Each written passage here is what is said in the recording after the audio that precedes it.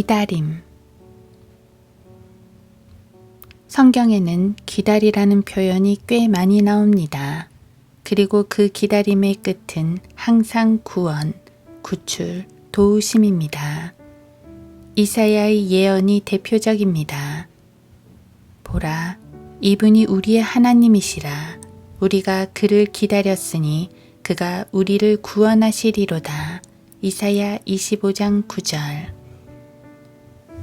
우리는 보통 기다린다 하면 하나님을 소망하고 바란다는 의미로 생각합니다. 세상을 바라지 않고 하나님만 바란다. 다른 것들을 기대하지 않고 하나님만 기대하며 소망한다. 라고 말입니다. 물론 그 말도 맞지만 기다리라는 말의 가장 기본적인 의미는 시간적 개념입니다. 다시 말해 하나님께서 우리에게 기다리라고 말씀하시면 그것은 좀 오래 걸릴 수도 있다는 뜻입니다. 생각보다 꽤 늦어질 수도 있습니다. 실제로 아브라함은 첫 약속을 받은 때부터 75세, 이삭을 얻기까지 100세, 25년을 기다려야 했습니다. 말이 25년이지 그것은 꽤 긴 시간입니다. 한 사람이 태어나서 늠름한 청년으로 성장하는 만큼의 시간입니다. 그런가 하면 베데스다 못에 있던 한 병자는 주님의 치유를 받기까지 38년이나 기다려야 했습니다. 성전 문에서 구걸하던 안진뱅이는 40년이 넘은 후에야 치유를 받았습니다. 모세는 아기 때 강물에서 건진받아 일찌감치 이스라엘의 지도자임이 정해졌지만 정작 그가 부르심을 받은 건 80세 때였습니다. 그러고 보면 우리가 지금 뭔가가 빨리 이루어지지 않는다고 불평을 하면 안 될 것 같습니다. 이스라엘은 지난 1900년을 나라를 잃고 살다가 독립을 했으며 그 옛날 바빌론에게 멸망했을 때도 70년을 참아야 했습니다. 교회도 지금 꽤 긴 기다림을 견디고 있습니다.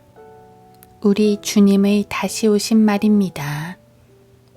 2000년 전 다시 오마 약속하신 주님을 매 시대의 신실한 성도들은 간절하게 기다렸지요. 지금 우리도 마찬가지이고 말입니다. 성경 속의 모든 기다림들은 비록 더디기는 해도 반드시 이루어졌습니다. 그러므로 주님을 기다리는 것을 포함해서 우리가 주님 안에서 품은 모든 소망들은 주님 뜻 가운데서 반드시 이루어질 것입니다. 중요한 것은 그분의 시간 속에서 그분의 뜻 가운데 이루어진다는 사실입니다. 아브라함은 주님의 시간을 좀 당겨보겠다고 자기 뜻을 내세우는 우를 범했습니다. 이로써 우리는 기도를 통해 구하는 모든 문제에 있어서 오직 주님의 뜻을 구하며 주님의 시간과 방법을 기다리는 것이 얼마나 중요한지를 깨닫습니다. 주님의 뜻 가운데 이루어졌을 때 모든 일은 가장 완벽하게 진행됩니다. 또한 주님께서 응답을 하시기 시작하시면 매우 빠르게 일이 진행된다는 것도 알 수 있습니다.